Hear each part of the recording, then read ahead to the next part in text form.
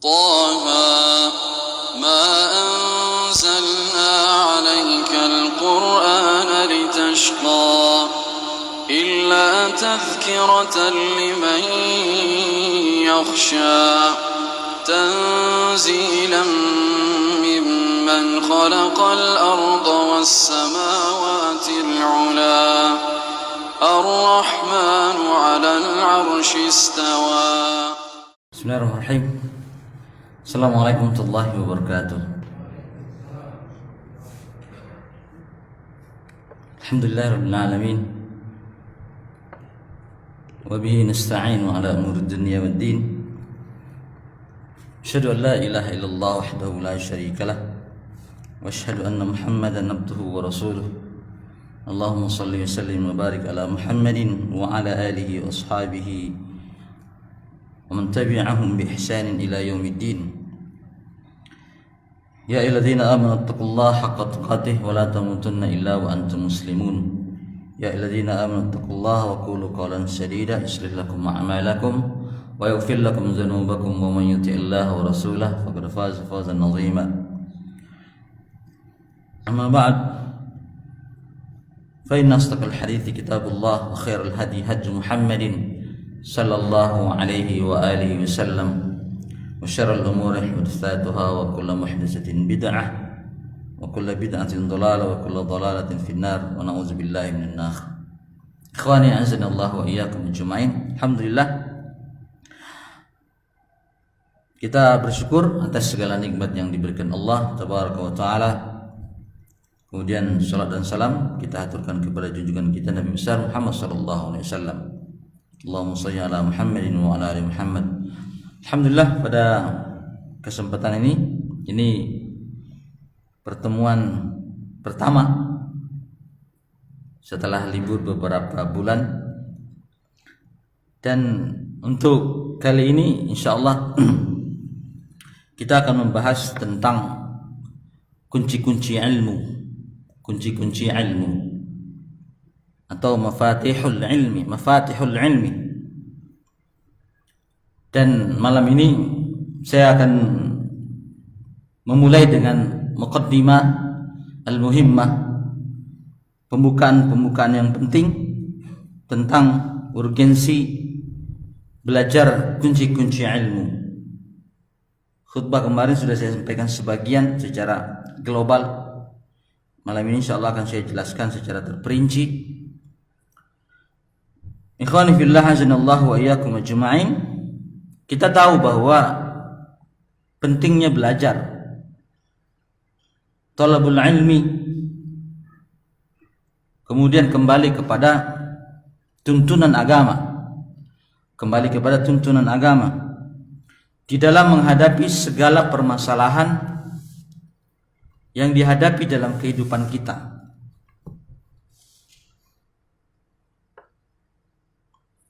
Baik, sebelum saya sangat diperlukan,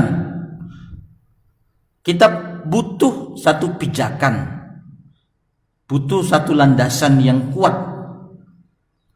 Landasan ini akan menjadi pelita, lentera yang membimbing kita di dalam hidup ini, di dalam menghadapi segala bentuk ujian dan cobaan.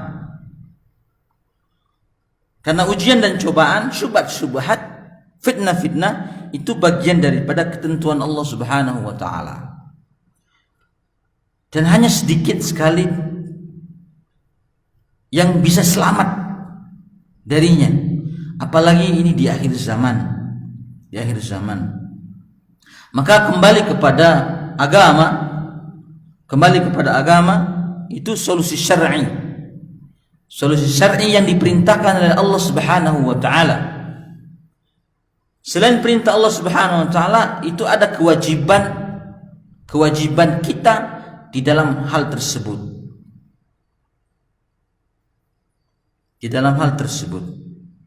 Karena itu, ikhwani fillah azanallahu wa iyyakum, di dalam kajian ini nanti sebenarnya ada 26 kitab yang harus kita selesaikan, entah berapa tahun. Dan kitab pertama itu Fadlul Islam. Sebenarnya ada kitab sebelumnya itu namanya Al-Manzum Al-Mimiyah fil Adab wal Ilmi. Manzum, nazam-nazam yang berakhiran mim di dalam perkara adab dan ilmu. Tapi saya kira ini tidak usah kita pelajari, kita loncati saja. Kita masuk ke kitab Fadlul Islam. Setelah Fadlul Islam nanti ada rentetan-rentetan kitab akidah yang harus kita pelajari. Berjumlah 10 kitab. 10 kitab. Kitab yang pertama itu adalah Al-Qawaidah Al-Arba' atau Al-Qawaidah Al-Arba'ah. Terus naik ke makna la ilaha illallah. Terus naik lagi makna taghut. Kemudian kitab Tauhid, Salasatul Usul, nanti situ mawadhi min sirah Rasulullah sallallahu alaihi wasallam, Usulus Sittah, kemudian naik lagi Kasyfus Syubhat, Nawaqidul Islam. Terakhir membahas kitab Al-Aqidah Al-Wasithiyah.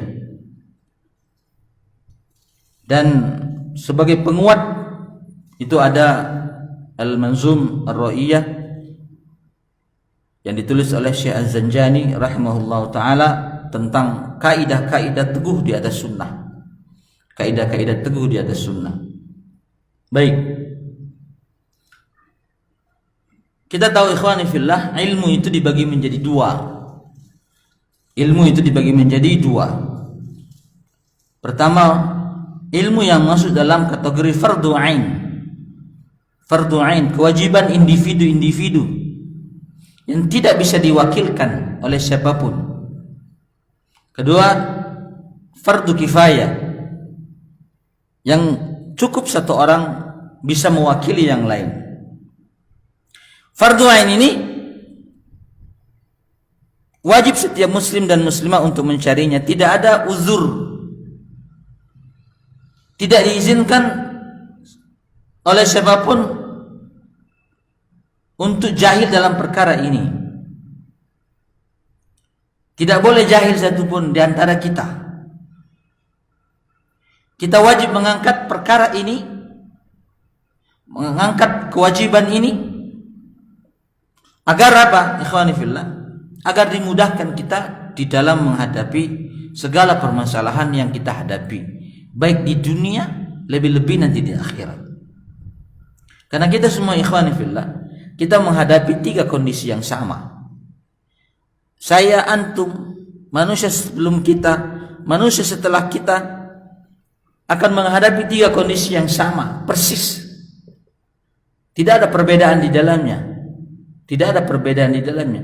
Bahkan kaum kafir saja ditanya. Kaum kafir saja akan menghadapi kondisi yang sama dengan kita. Pertama, kematian.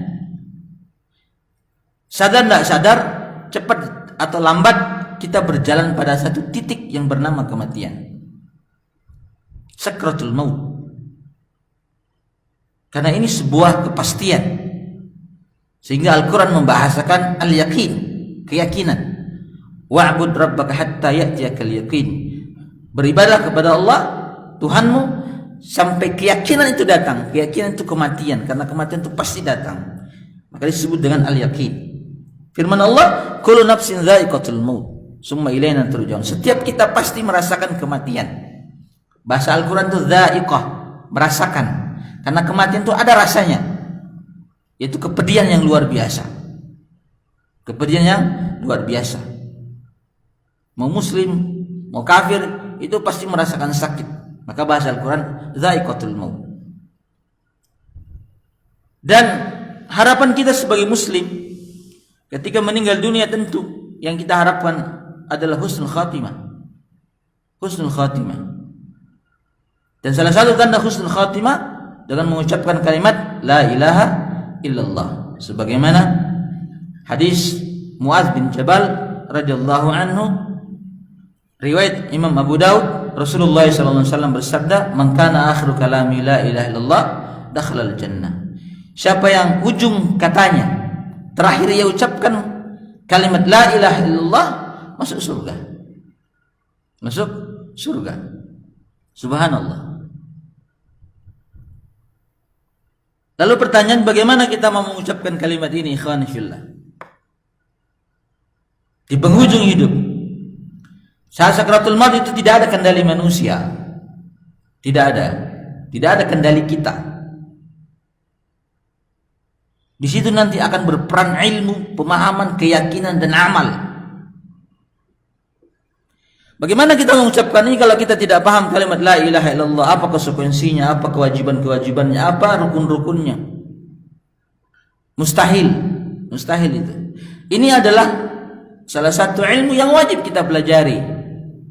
Tidak ada uzur bagi siapapun di dalam hal ini. Kemudian kondisi yang kedua, di alam kubur, ikhwani fillah. Di alam kubur kita akan ditanya 3 pertanyaan. Subhanallah. 3 pertanyaan akan ditanya. Semua ditanya nanti. Mau kafir, mau muslim itu ditanya. Pertanyaan pertama, man rabbuka? Siapa Tuhanmu yang kamu ibadahi? Siapa Rabb yang engkau ibadahi? Pertanyaan kedua, man nabiyuka? Siapa nabimu yang diutus kepada engkau? Kemudian yang ketiga, ma dinuka? Apa agamamu? 3 pertanyaan ini akan ditanya, dan jawabannya itu tergantung kepada apa yang kita pelajari, kita pahami, dan kita amalkan. Oleh karena itu ada orang yang ditanya di kuburan nanti tidak bisa menjawab, jawabannya gagap. La adri. Sami'tu nas yaqulu syai'an faqultu. Aku mendengar manusia mengucapkan sesuatu, maka aku ikut-ikut mengucapkan. Dalil ini dalil yang sangat jelas, gamblang, bahwa tidak diizinkannya kita untuk ikut-ikutan dalam beragama. Tidak diizinkan kita untuk ikut-ikutan dalam beragama. Harus mencari ilmu.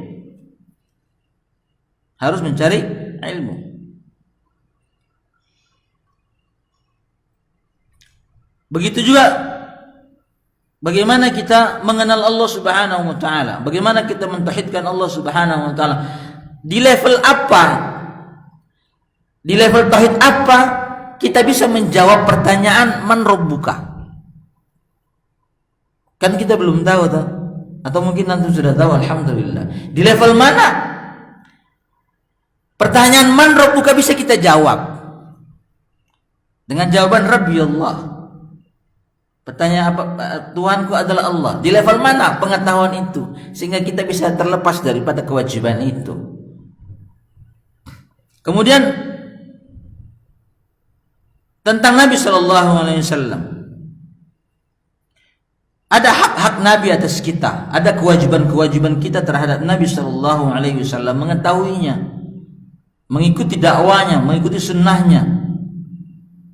Ini semua kewajiban-kewajiban individu yang harus kita pelajari. Dan tentu tentang agama yang kita anut sekarang. Bagaimana beragama dengan benar? Bagaimana beragama dengan kaidah-kaidah yang benar sesuai dengan tuntunan Rasulullah SAW, sesuai dengan Al-Quran dan Sunnah sebagaimana datang daripada sahabat radhiyallahu anhum ajma'in. Ini langkah-langkah yang harus kita pelajari, harus kita gali. Membutuhkan waktu, iya. Kita membutuhkan waktu. Seperti itu. Kemudian kewajiban-kewajiban kita setiap hari, 5 waktu sholat. Kemudian ada kewajiban kita setiap tahun berpuasa, zakat dan haji. Ini semua menuntut kita untuk mengetahuinya. Begitu juga ketika kita terlibat di dalam suatu buah pekerjaan, maka kita wajib mengetahui apa yang kita kerjakan. Orang yang mau berjualan, ya dia wajib belajar fikih muamalah, belajar riba, tentang riba dan lain sebagainya agar dia tidak terjatuh kepada hal tersebut. Seorang guru dia harus belajar tentang metode mengajar dengan baik, karena ini semua nanti akan ditanyakan. Seorang karyawan Dia juga harus belajar bagaimana menguasai bidang yang ia kerjakan. Ini kadar-kadar yang harus kita pelajari, fardhu ain yang harus kita pelajari, ikhwani fillah. Kemudian kondisi yang ketiga, di hari kiamat nanti, ikhwani fillah, semua dari kita akan ditanya oleh Allah Subhanahu wa taala. Allah itu bersumpah atas namanya di dalam Al-Qur'an tentang penegasan perkara ini. Dalam firman-Nya, "Fa warabbika lanas'alannahum ajma'in amma kanu ya'malun." Maka demi Tuhanmu, Allah ini bersumpah, demi Tuhanmu, kami pasti akan menanyai mereka semua, ajma'in, mereka semua, tentang apa yang mereka kerjakan dahulu, kerjakan di dunia. Di akhir, di kuburan kita ditanya 3 perkara. Ini 3 perkara kunci utama. Karena seluruh hidup kita tidak akan pernah lepas daripada 3 hal tersebut, ya kan? Kalau ini lolos, maka nanti pertanyaan di akhirat akan gampang. Maka sabda Nabi sallallahu alaihi wasallam riwayat Utsman bin Affan, dari sahabat Utsman bin Affan, "Al-qabru manzilun min manazil akhirah." Kuburan itu adalah tempat atau bagian daripada akhirat. Jadi akhirat itu pintunya adalah kuburan. Akan ditanya di sana, siapa yang selamat? Fama ba'dahu aisar, maka setelahnya lebih gampang. Di kuburan selamat, 3 pertanyaan selamat, maka perjalanan nanti di padang mahsyar sampai menghadap Allah, dimasukkan surga akan dimudahkan Allah Subhanahu wa taala. Wa man lam yanjuminu, dan jika tidak selamat darinya, tidak selamat dari 3 pertanyaan, fama ba'dahu asyaq, maka setelahnya lebih sulit. Akan sulit, ikhwan. Subhanallah. Bayangkan di kuburan sendiri kita tidak bisa berdaya. Yang bisa menolong kita hanya amal. Luar biasa. Mengerikan. Pertanyaan nanti di akhirat itu akan sangat bergantung kepada pertanyaan yang di kuburan. Maka amma kanu ya'malun, apa yang mereka dulu kerjakan, ditafsirkan oleh seorang tabi'in yang bernama Abul Aliyah Ar-Riyahi Al-Basri rahimahullah ta'ala, muridnya Umar bin Khattab radhiyallahu anhu.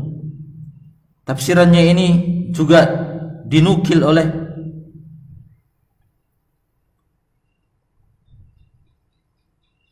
Ibnu Jarir At-Tabari, juga dinukil oleh Ibnu Qayyim Al-Jauziyah rahimahullah ta'ala. Amma kanu ya'malun ditafsirkan amma kanu ya'budun, apa yang mereka dulu ibadahi di dunia. Yang kedua, wa madza ajabul mursalin, apa yang mereka ibadahi di dunia, bagaimana mereka beribadah kepada Allah. Yang kedua, bagaimana mereka menjawab dakwah-dakwah para rasul. Dan kita tahu rasul kita Nabi Muhammad sallallahu alaihi wasallam. Bagaimana kita menjawab dakwahnya Rasulullah sallallahu alaihi wasallam kalau kita tidak mengenalnya dengan baik? Tidak tahu nasabnya, siapa ayahnya, kakeknya, kakek-kakeknya dan lain sebagainya, bagaimana ajaran-ajarannya. Tidak mungkin kita bisa menjawab pertanyaan ini. Kalau kita gagal di fase pertama, kedua, pasti gagal di fase ketiga.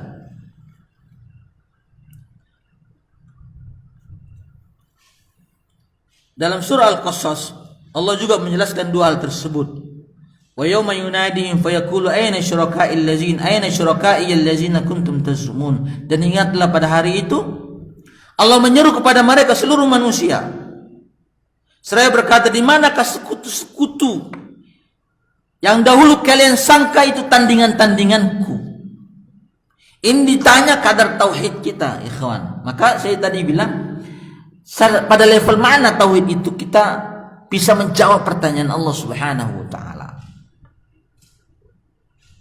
Di kuburan melalui malaikatnya dua malaikat tersebut.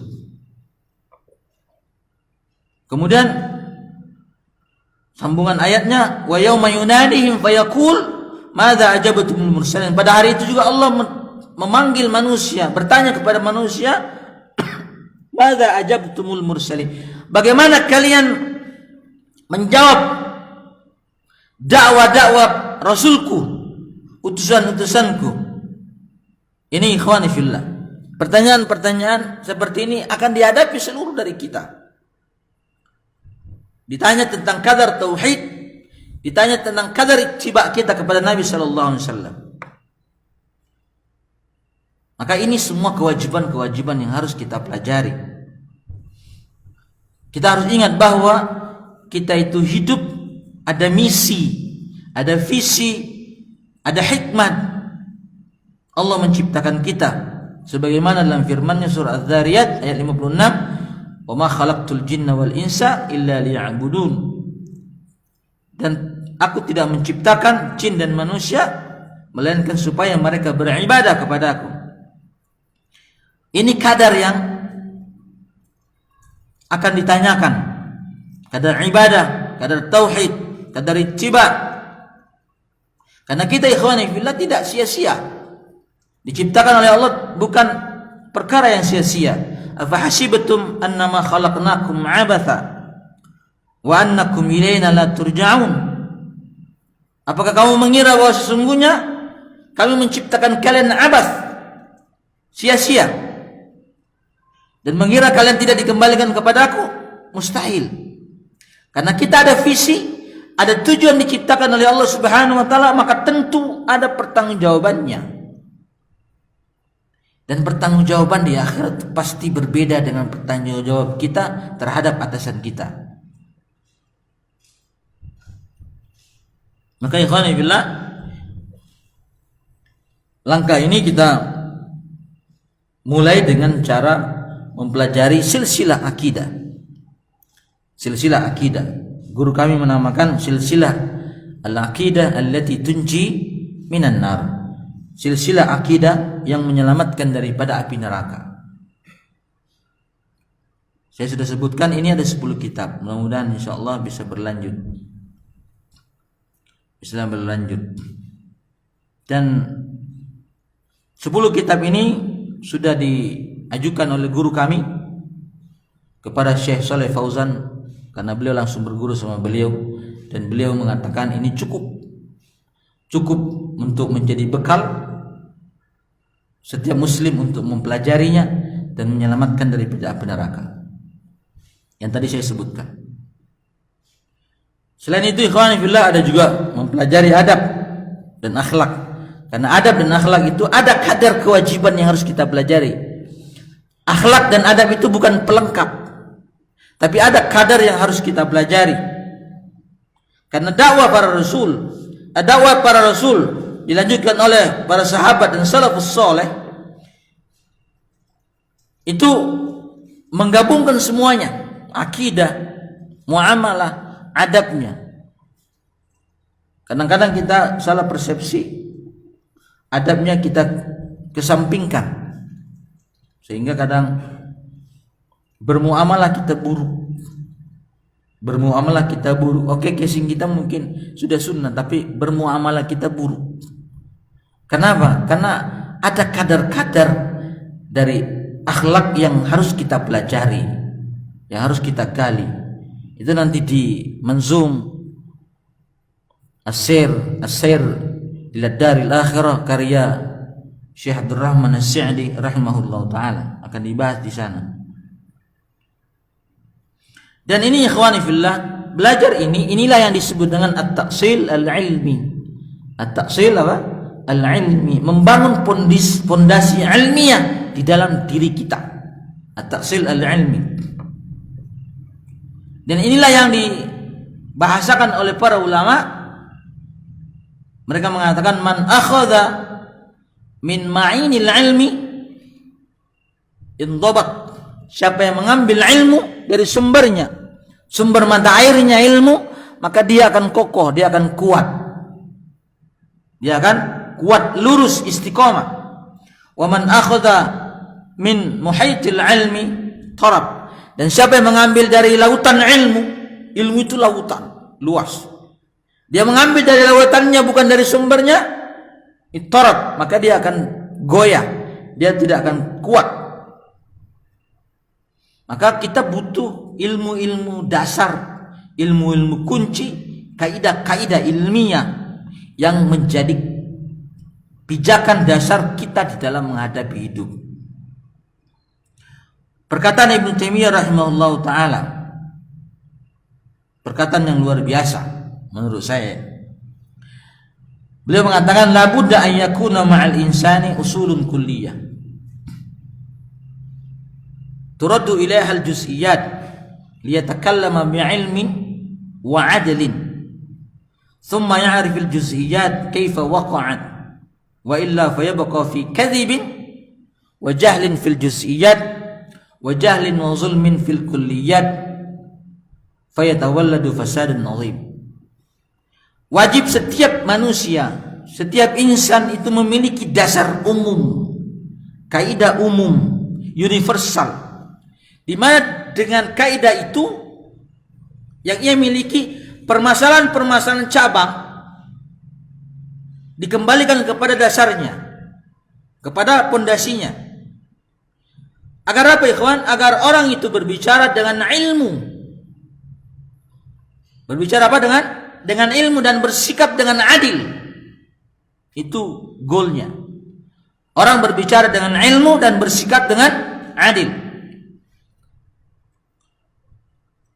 Dan dia mengetahui perkara-perkara cabang itu terjadi. Dan bagaimana cara menyelesaikannya. Contoh, muncul gerakan celaan terhadap pemerintah. Ini kan perkara cabang yang terjadi. Apa solusinya? Kembalikan kepada konsep dasar bahwa haram mencela pemimpin. Sehingga kita tidak ikut-ikutan.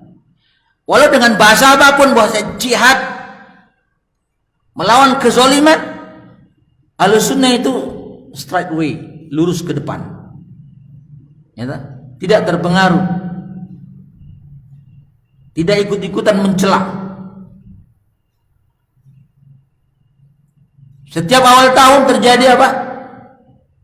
Perayaan tahun baru Islam katanya. Berbondong-bondong ribuan orang dengan segala bahasa dan pendalilan-pendalilan. Orang yang tahu masalah, tahu itu perkara bid'ah karena agama sudah sempurna. Kembalikan kepada kaidah.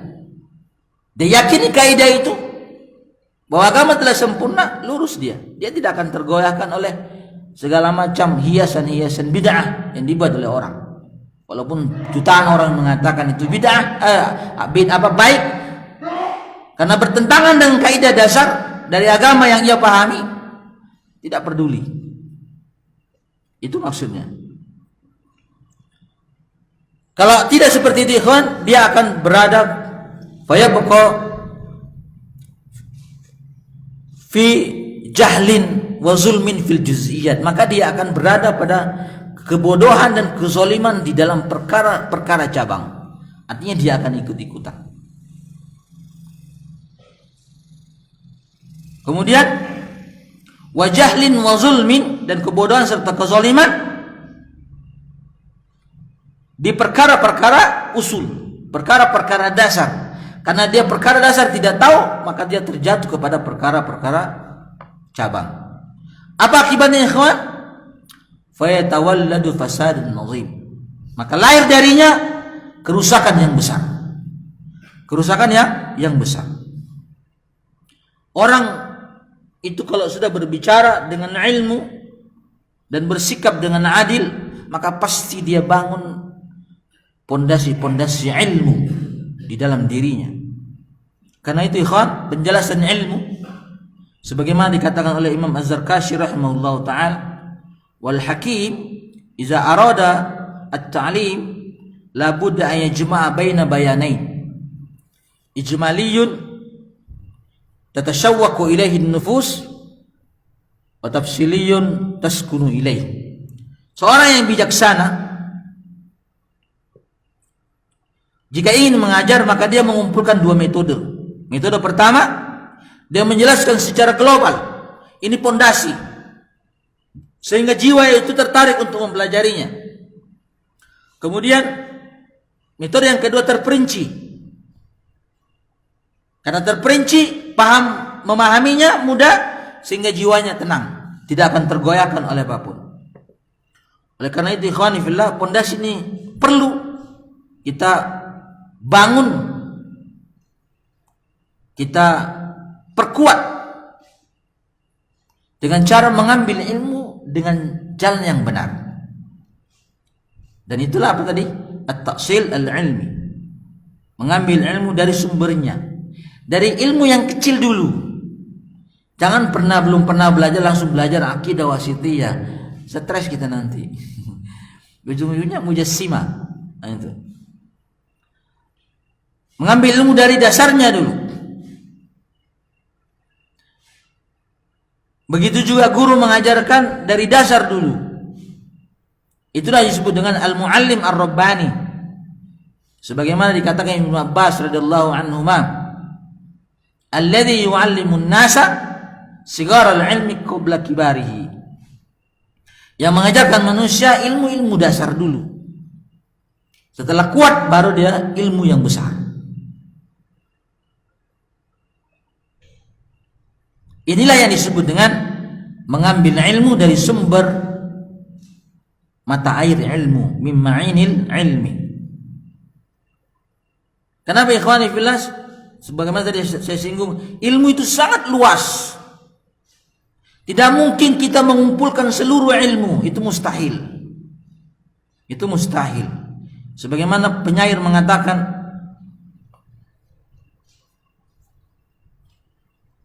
ma hawa al-ilma jami'an ahadun la walau ma rasahu alfasana. Tidak mungkin seseorang itu menguasai seluruh ilmu walaupun dia mempelajarinya 1000 tahun. Mustahil. Innamal ilmu ka bahrin zakhir. Sesungguhnya ilmu itu seperti lautan yang luas dan dalam. Fattakhis min kulli syai'in ahsanahu. Maka karena luas dan dalam, maka ambillah ilmu yang paling berfaedah. Yang paling berfaedah, yang paling terbaik.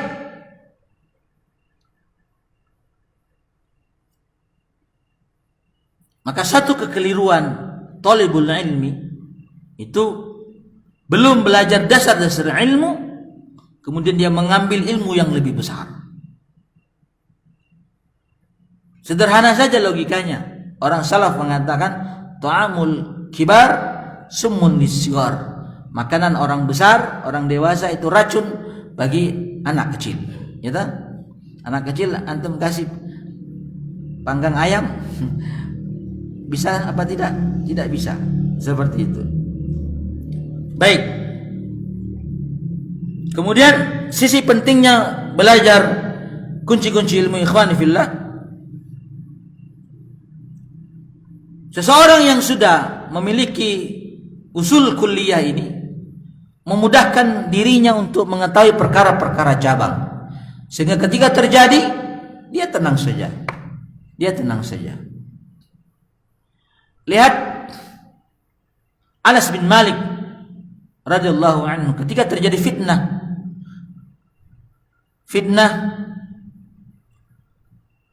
pertumpahan darah, Hajjaj bin Yusuf menyerang Abdullah bin Zubair di Mekah. Terjadi di bulan haji, di bulan-bulan yang diharamkan Allah untuk terjadi peperangan di Mekah. Tapi terjadi. Akhirnya manusia datang kepada Anas bin Malik mengeluhkan tentang kejamnya Hajjaj bin Yusuf Al-Thaqafi.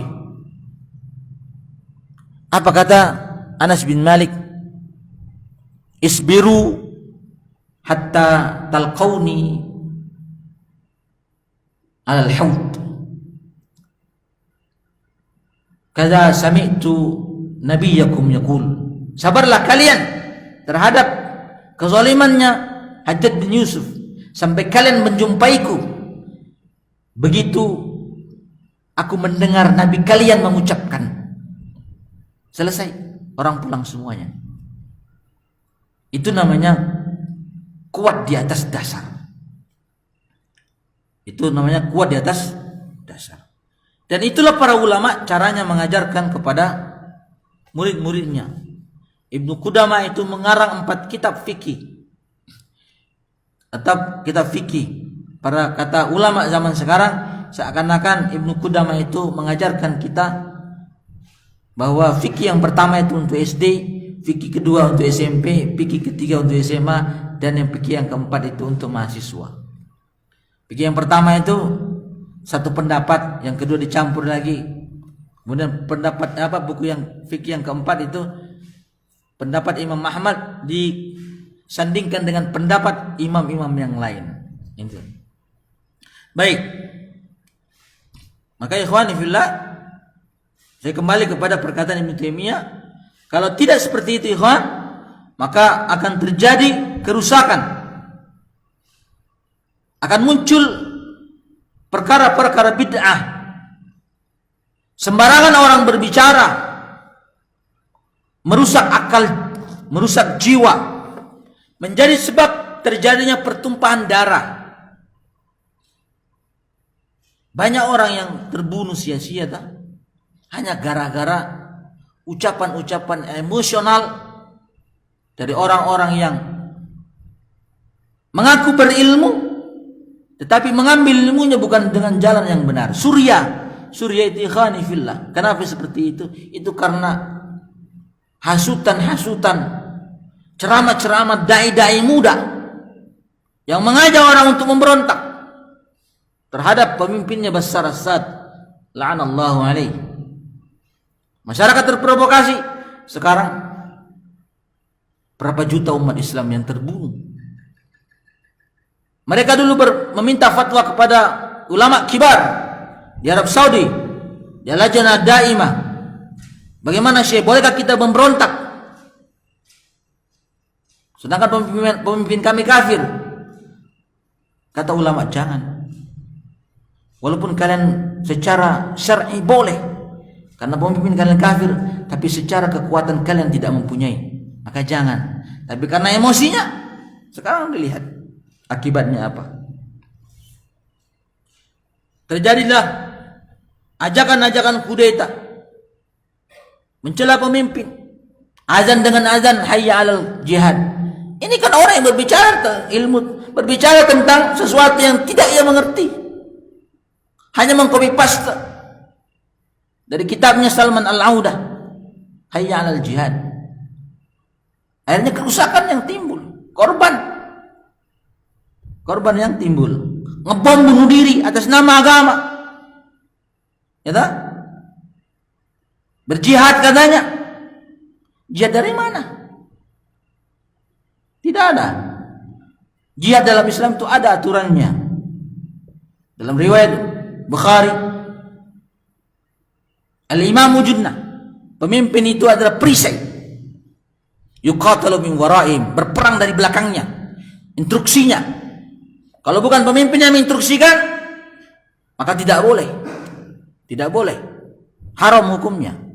Dalam hadis Nabi SAW, saya lupa periwayatnya, tapi hadisnya sahih.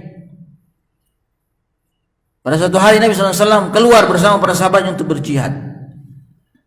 Kemudian di tengah perjalanan ada sebagian dari mereka yang mengganggu di jalan, mengganggu orang-orang yang lagi berjalan berteduh di bawah pohon. Apa kata Nabi SAW? Man qata'a tariqan, siapa yang memotong jalan, wa dhayya an-nas fi manzili, mempersempit manusia di tempat pemberhentiannya,